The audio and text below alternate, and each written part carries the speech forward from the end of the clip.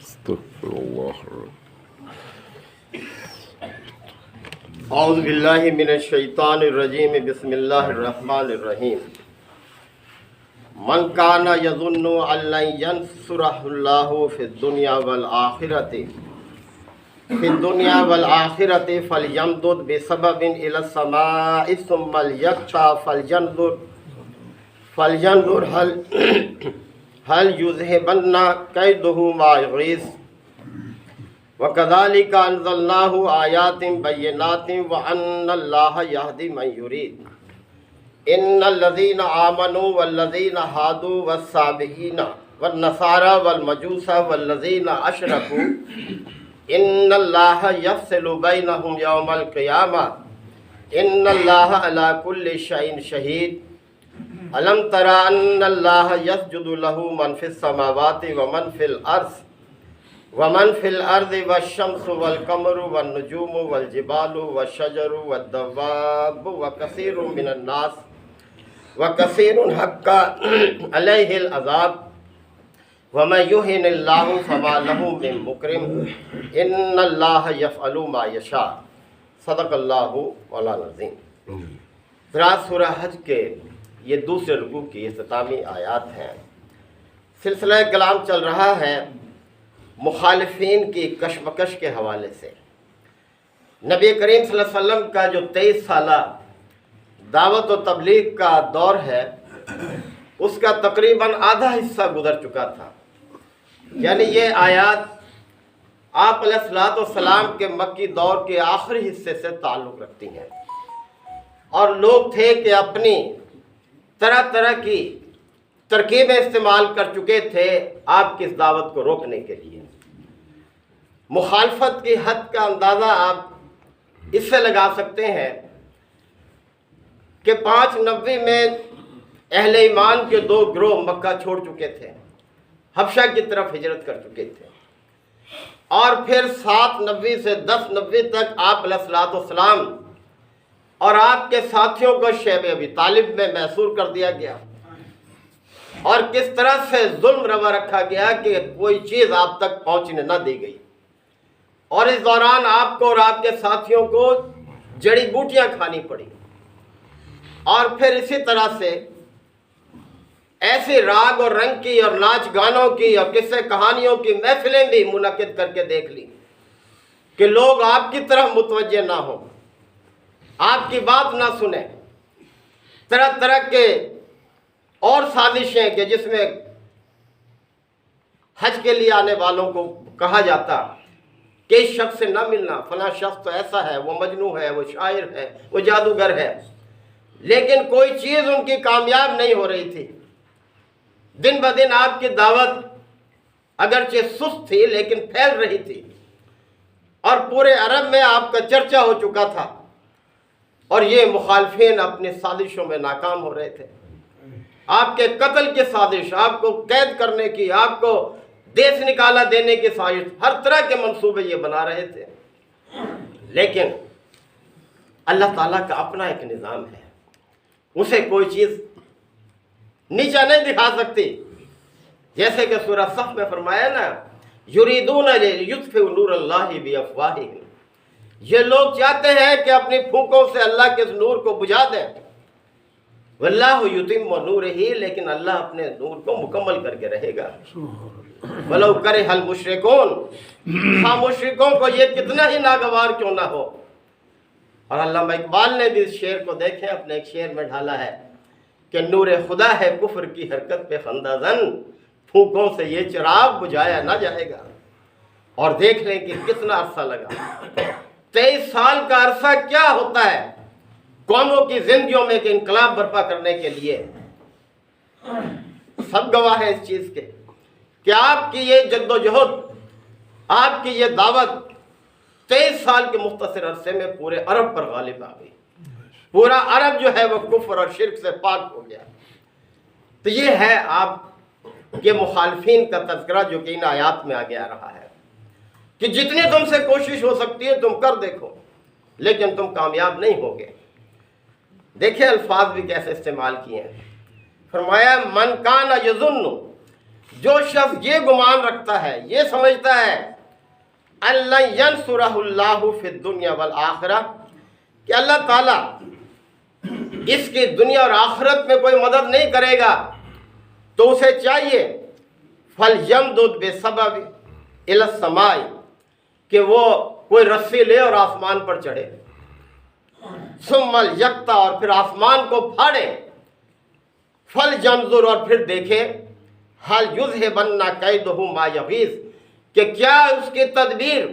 رد کر سکتی ہے اس چیز کو جو اس کو ناگوار ہے۔ مطلب یہ ہے کہ اپنی انتہائی کوشش کر لو، تم سب مل جاؤ تم اور روک کر دیکھو اللہ کی ہدایت کو، تمہارے روک کے یہ رکنے والی نہیں ہے۔ اور یہ کہ جو شخص اللہ کے راستے سے لوگوں کو بدراہ کرتا ہے، پچھلی آیات پہ یہ بات گزری ہے کہ اللہ کے بارے میں ناحق جھگڑتا ہے، اللہ کی تعلیم کے بارے میں، اللہ کی ہدایت کے بارے میں، اللہ تعالیٰ کی اس روشنی کے بارے میں ناحق جھگڑتا ہے، تو وہ یاد رکھے کہ دنیا میں بھی اس کے لیے رسوائی ہے اور آخرت میں جہنم کا عذاب ہے اس شخص کے لیے۔ اور جو شخص اللہ کے راستے کی طرف بلاتا ہے دوسروں کو، وَمَنْ أَحْسَنُ قَوْلًا مِّمَّنْ دَعَا إِلَى اللَّهِ، اللہ تعالیٰ نے فرمایا وَمَنْ أَحْسَنُ قَوْلًا، اس شخص سے بڑھ کر اچھی بات کس کی ہوگی جس نے لوگوں کو اللہ کی طرف بلایا، اللہ کے راستے کی دعوت دی۔ وَمَنْ أَحْسَنُ قَوْلًا مِّمَّنْ دَعَا إِلَى اللَّهِ وَعَمِلَ صَالِحًا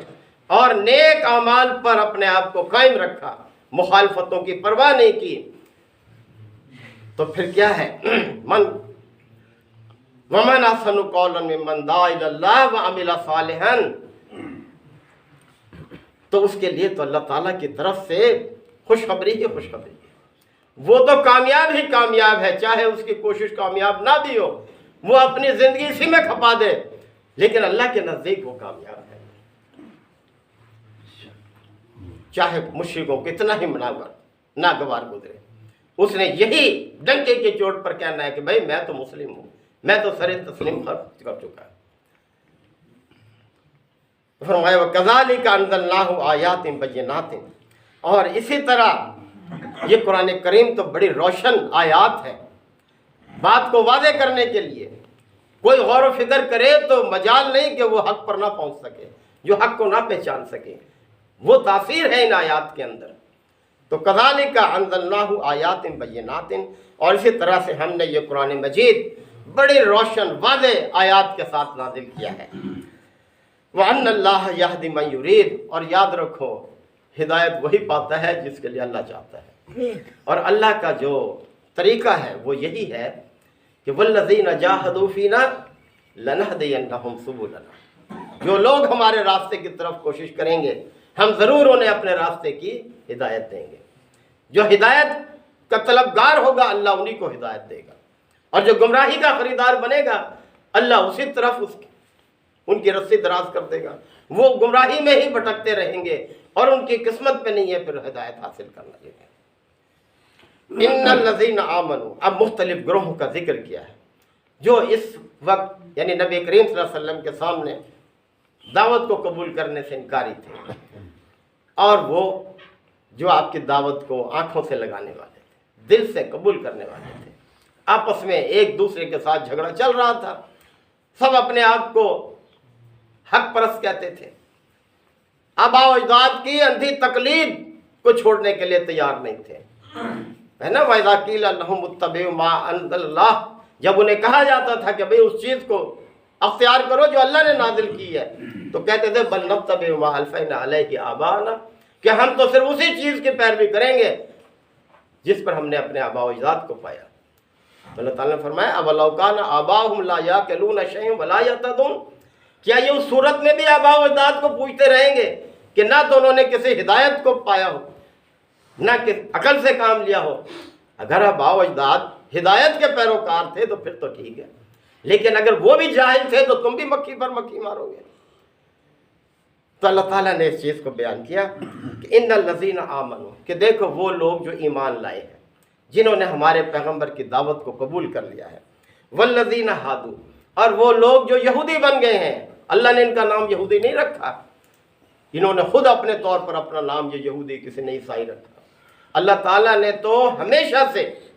ایک ہی نام رکھا ہے اپنے پیروکاروں کا. جیسے کہ فرمایا نا کہ ہوا سماکم المسلمین من قبل وفی ھذا، اس نے تو تمہارا نام مسلم ہی رکھا ہے، اس قرآن مجید میں بھی اور اس سے پہلی کتابوں میں بھی. یہ نام جو لوگوں نے رکھ لیے یہ خود اپنے طور پر رکھے ہیں، یہود ہیں، نصارہ ہیں، یہ سب کے سب. تو وہ لوگ جو ایمان لائے اور وہ لوگ جو یہودی بن گئے، والسابئین، اور سابی یعنی حضرت یحییٰ علیہ السلام کے جو پیروکار جو بالائے عراق میں رہتے تھے یہ لوگ، والنصارہ، اور یہ جو نصارہ، والمجوس، اور یہ مجوسی یعنی آتش پرست جن کا مرکز ایران تھا، والذین اشرکوا، اور وہ سب جو شرک میں مبتلا ہے یعنی عرب میں رہنے والے لوگ مکہ میں، یہ سب کے سب جو ہیں ان اللہ یفصل بینہم یوم القیامہ، اللہ ان سب کے درمیان قیامت کے دن ہی فیصلہ کرے گا. یہاں تو جو ممکن تھا ہدایت کے ذریعے سے بات کو واضح کرنے کا وہ حجت تمام کر دی اللہ تعالیٰ نے، اللہ کے پیغمبروں نے اللہ کی ہدایت لوگوں تک پہنچا دی، کھول کھول کر بیان کر دی. لیکن اب بھی اگر کوئی ضد اور ہٹ درمی اور جہالت کی بنیاد پر قبول کرنے کے لیے تیار نہیں تو پھر اب یہ فیصلہ آخرت میں ہوگا کہ کون حق پر تھا. ان اللہ علی کل شیء شہید، اللہ تعالیٰ ہر چیز پر نگہبان ہے، ہر چیز پر گواہ ہے، ہر چیز اللہ کی نظر میں ہے، وہ دیکھ رہا ہے، ہر ایک کے عمل کو دیکھ رہا ہے. الم تری ان اللہ یسجد لہ من فی السماوات